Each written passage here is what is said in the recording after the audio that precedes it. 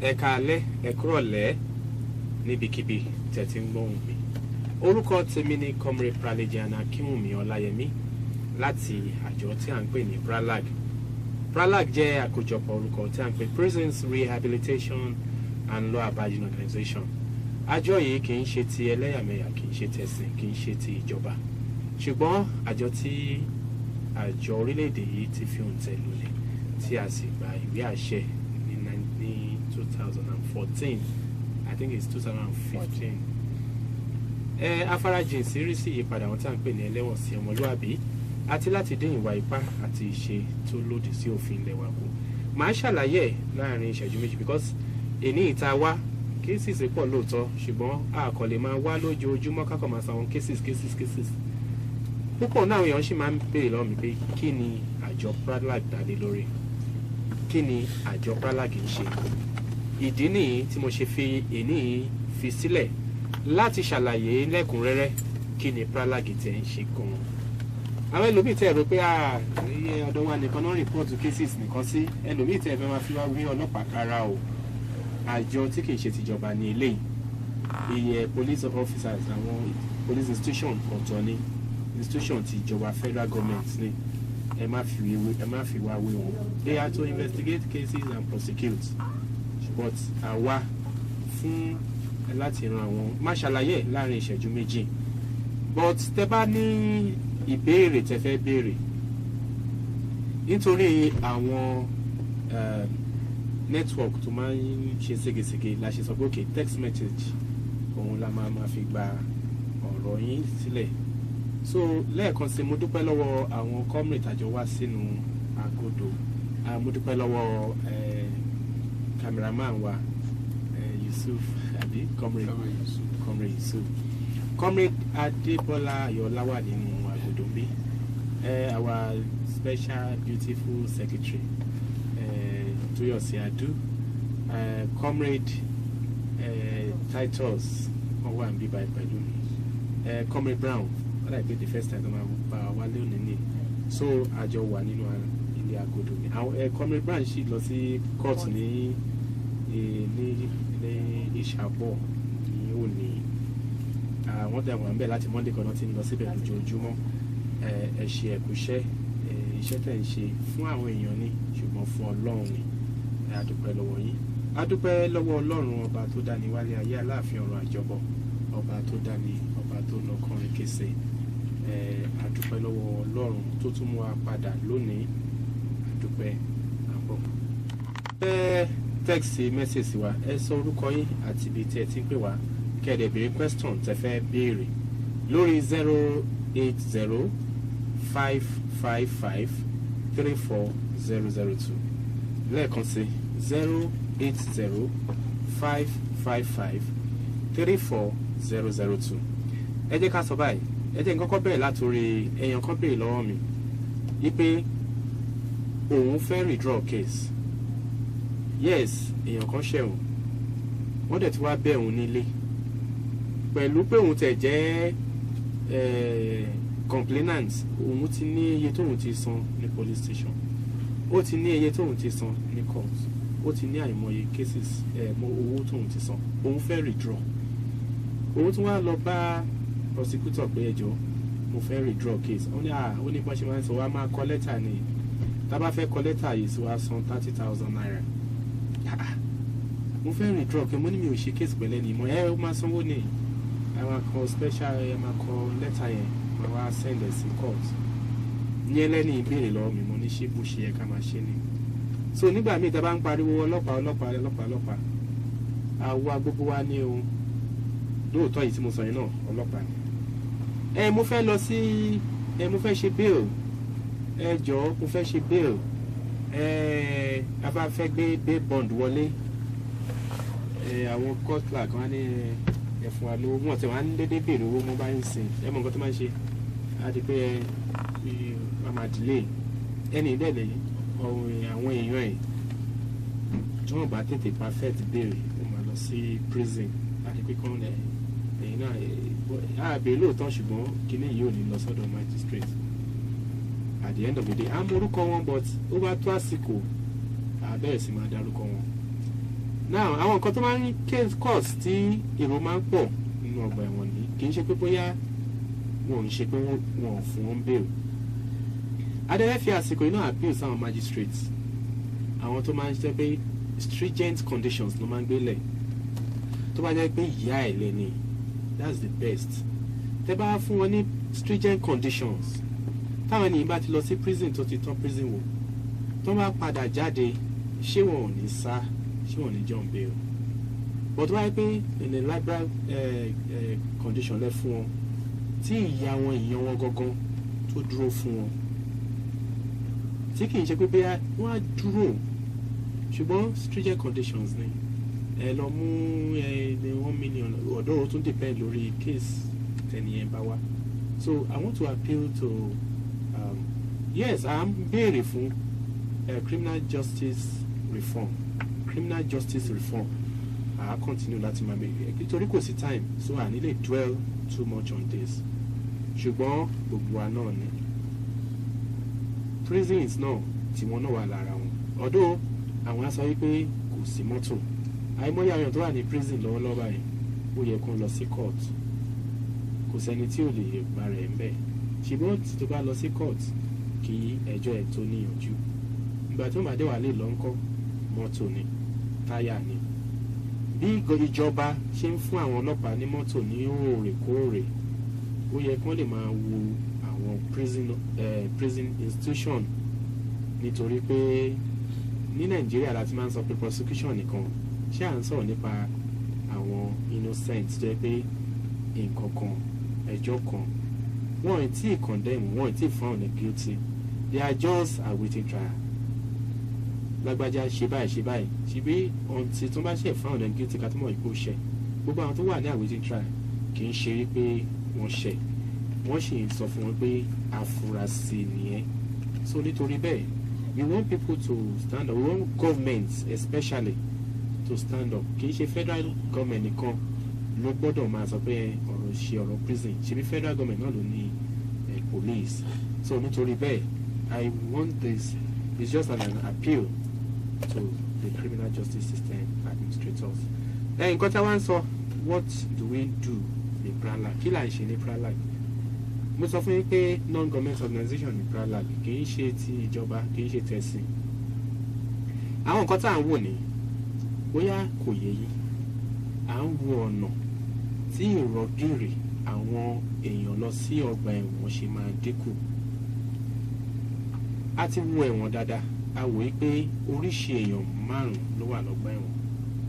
oríṣi èèyàn kínní ni ẹni tí a fi ìyà jẹ àwọn human rights abuse nínú òfin wa mo ní ẹ̀tọ́ láti lọ ra ilẹ̀ mo ní ẹ̀tọ́ láti ní ilẹ̀ ó wà ń bẹ̀ mo ní ẹ̀tọ́ sí federal government ó ní mo lè máa gbé Ògùn state kí n kúrò kí ní Ìbàdàn mo fẹ́ lọ ní ilẹ̀ sí tí n bá ra ilẹ̀ yẹn ọjọ́ kan lèèyàn kọ́ lè pè mí lágbájá èèyàn kan ṣiṣẹ́ lórí ilẹ̀ mo wá débẹ̀ tán bóyá ẹnìyẹn ò mọ àlà ni ìgbà tí mo débẹ̀ tán ni mo rí pé orí ilẹ̀ mi ló ti ń ṣiṣẹ́ èmi mi ni mo ní ìkọ̀kọ̀ the next thing ẹnìyẹn máa ṣe ní ṣẹ̀wọ̀n kó wà connected ó dẹ̀ dé èèyàn ní ọmọ ọlọ́pàá á ní èèyàn kan fẹ́ pa òun èèyàn kan fẹ́ ṣe bí sóhun attempted murder attempted robbery attempted ẹ mọ bó ṣe easy láti ṣe báyìí a tún ní conduct likely to cause the breach of peace kẹ ẹ tó mọ nǹkan tó ṣẹlẹ̀ wọ́n ti charge sí court ọ̀rọ̀ ilẹ̀ èmi mo ní ìwọ kọ́ ló ní it's not criminal ó yẹ ká suit ní lágbájá ó yá kó yí high court kó bá a sọ ta ló nílẹ̀ kì í ṣe ìwà ọ̀daràn bọ́ títorí ẹni wọn yí mọ́ irú àwọn èèyàn bẹ́ẹ̀ la sọ wípé PRALAG máa dìde fún ìyẹn la ṣe ń sọ wípé ok a máa train àwọn èèyàn nínú irú eléyìí kí ni kò ṣe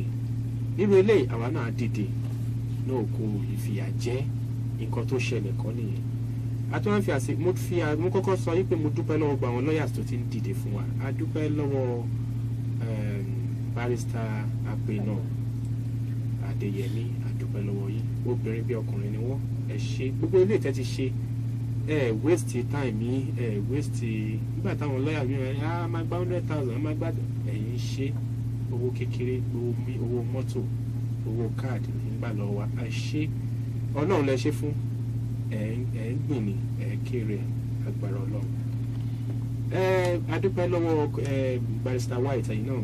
adúpẹ́ lọ́wọ́ yín adúpẹ́ lọ́wọ́ barrister Adébáyọ̀ Adékọ̀yà adúpẹ́ wọ́n ṣe lọ sẹ́kọ̀ọ́ ní èní ọ̀la wọn tún lọ sábìjá ó di Friday kan tó dé adúpẹ́ lọ́wọ́ barrister Samuel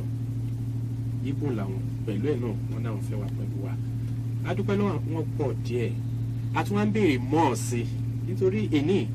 wọ́n sọ fún mi pé ọlọ́pàá kan pààyàn ní Ìbàdàn ní ìjẹta àbíjẹ́ àtẹ̀sí fàyín lọ́wọ́ ọlọ́pàá lagi mọ́yàn kan lórí ìyẹn ṣì wà lọ́sítà mo ti ní kán gẹ́ẹ̀tì Dr. Chukwu kan lè lọ get affidavits ní Federal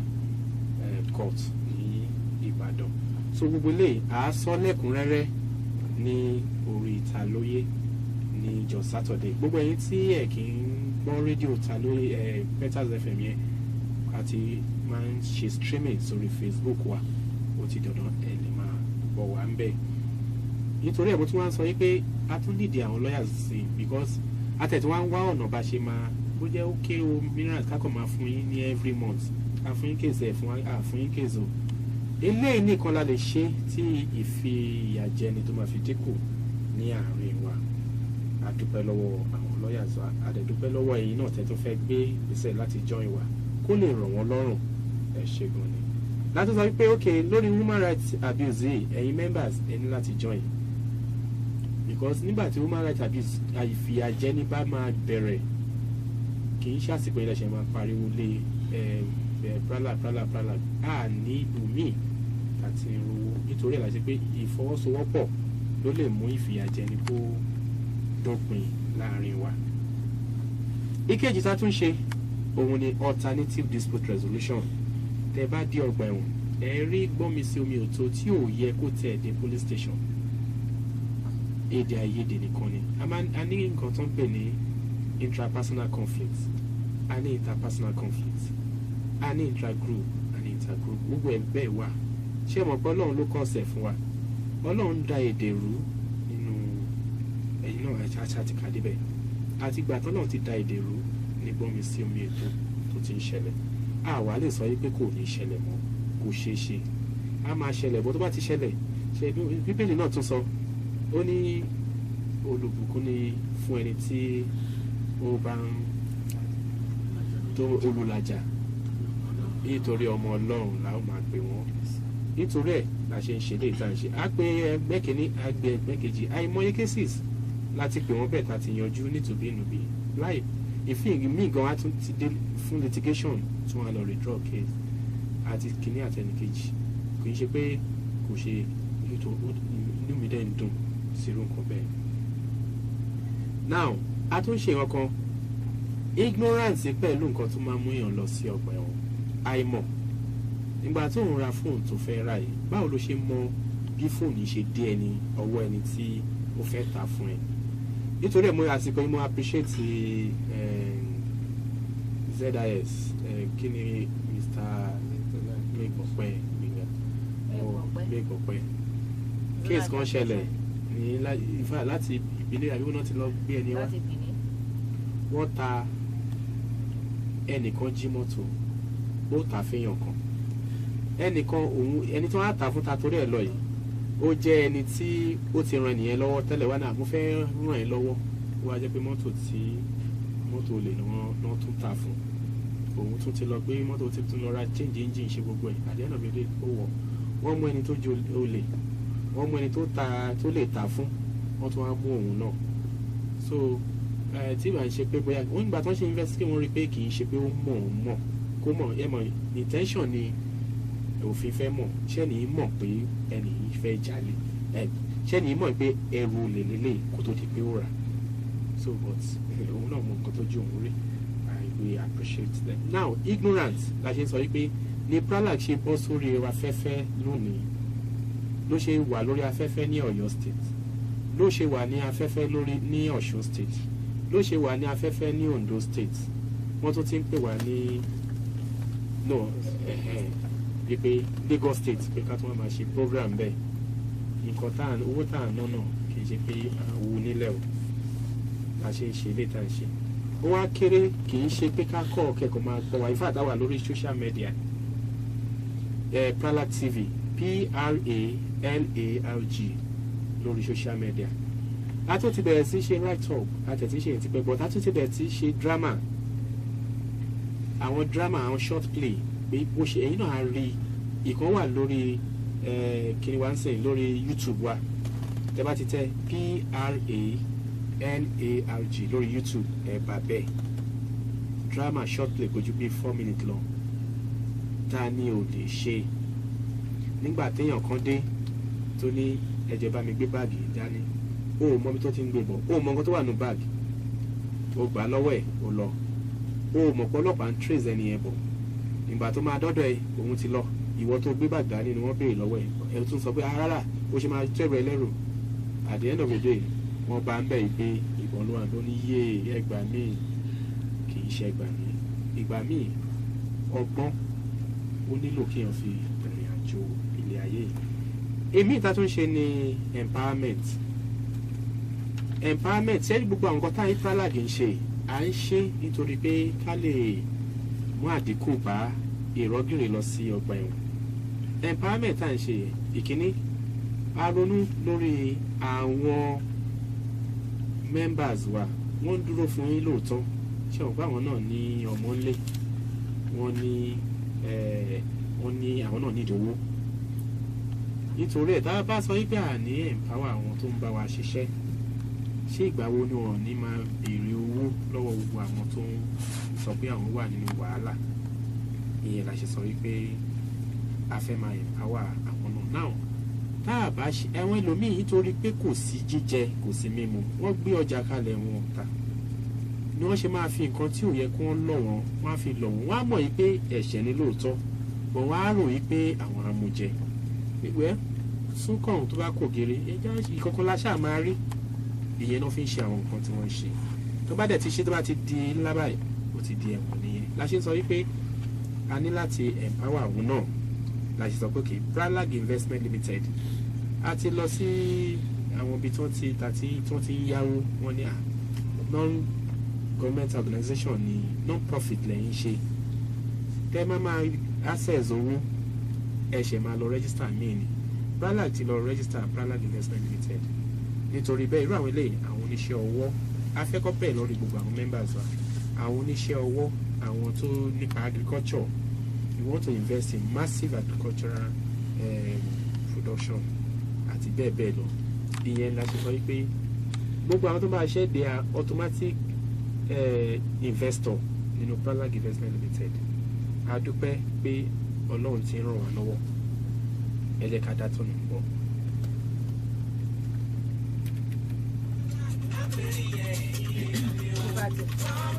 Òun náà ni empowerment.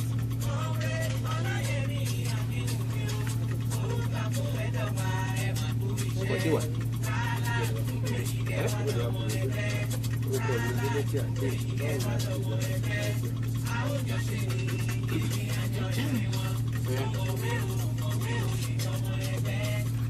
Ẹnìkan send text message kí wọ́n sọ. Orúkọ mi ni Adeleke Akeem. Wọ́n ní báwo ni a ṣe lè darapọ̀ mọ́ ẹgbẹ́. Ẹ ṣé mo ti ń sọ ní àìmọye ìgbà ọ̀nà méjì lèèyàn fi ń darapọ̀ mọ́ ẹgbẹ́. Ìkíní ẹ lè wá sí ọ́fíìsì wa. Ọ́fíìsì wa wà ní Oníkólóbó. Tẹ́ bá ti dé Ìyànà Olúwo tẹ́ fẹ́ máa lọ sí Magjob níbi ọwọ́ òsì ẹ ti rí signboard wa níbi ọwọ́ òsì ẹ̀ẹ́dì à ń bẹ̀ 5,000 ní owó ọmọ ẹgbẹ́ àti one passport ẹ gbọ́dọ̀ wà fún ìdánilẹ́kọ̀ọ́ àti filling of the document tó máa fún yín di ọmọ ẹgbẹ́ ẹ lè lọ sí ẹ̀ẹ́dẹ̀ẹ̀dẹ̀ nọ́mbà tí mo pè yẹn náà lẹ máa send orúkọ àti àdírẹ́sì tẹ bá fẹ́ dọmọ ẹgbẹ́ àá fún yín account number tẹ máa sanwó sí àwa pè yín fún induction kan ń bọ̀ ní Ọ̀yọ́ state ní Expoyo on the 21 la fẹ́ ṣe ìgbaniwọlé ní Ọ̀yọ́ state. Ní Ondo state on the 22 la fẹ́ ṣe ìgbaniwọlé ní Alágbàká. Ní Dome,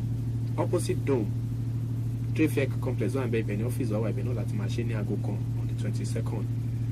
Ní ti Ìwó on the 4th of November ní Ọ̀ṣun state láti máa ṣe tibẹ̀.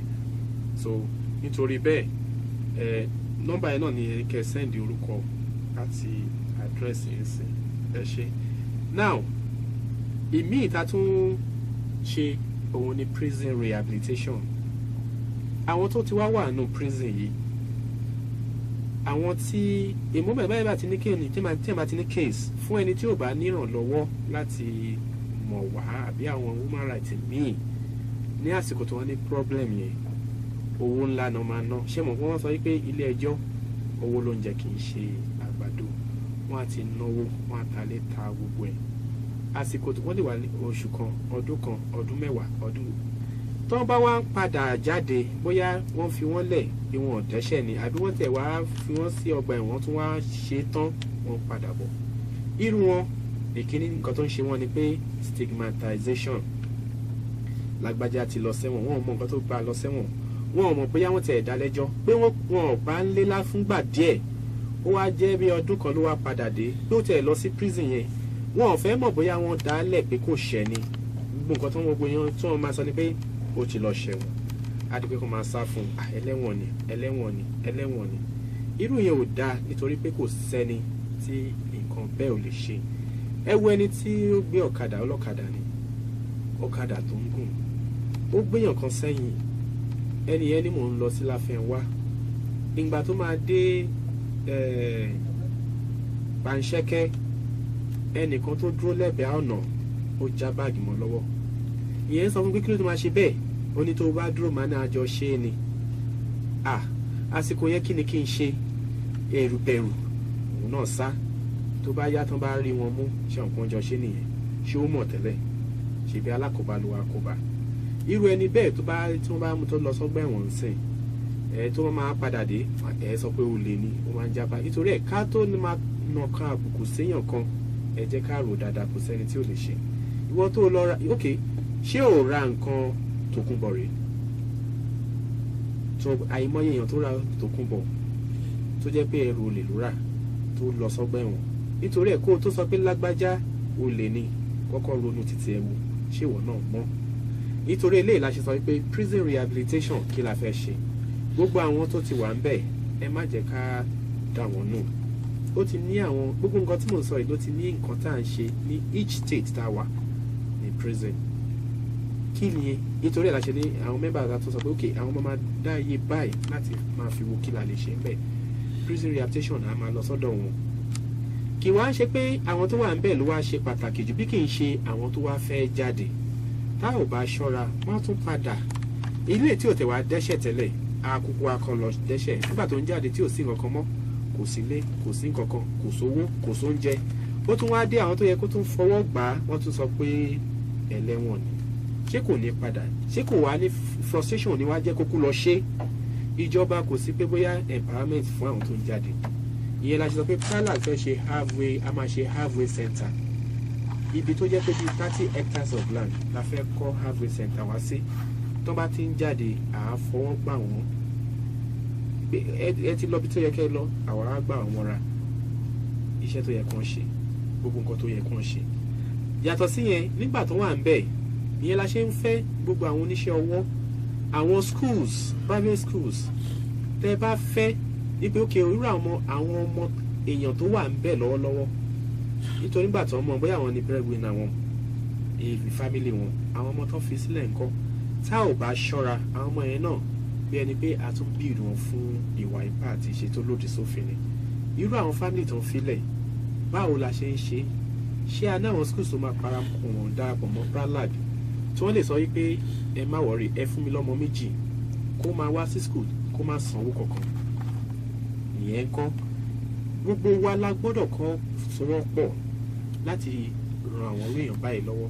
Tá ò bá ṣe, kò sẹ́ni tó máa ṣe, tí ìwà dẹ́sẹ̀ tó máa ṣe, gbogbo ala máa jọ sọ́fà ẹ̀. Nítorí àsìkò time ti lọ, mo ti sọ díẹ̀ nínú nǹkan tá à ń ṣe ó pọ̀ jù báyìí lọ ìyẹn la sọ pé pralag tóbi àwa tá à ń ṣe pralag àlágbára tó nǹkan tí a ti dálẹ̀ ṣé ẹni tẹ́sán sí so nítorí bẹ́ẹ̀ ẹ jẹ́ ká máa round up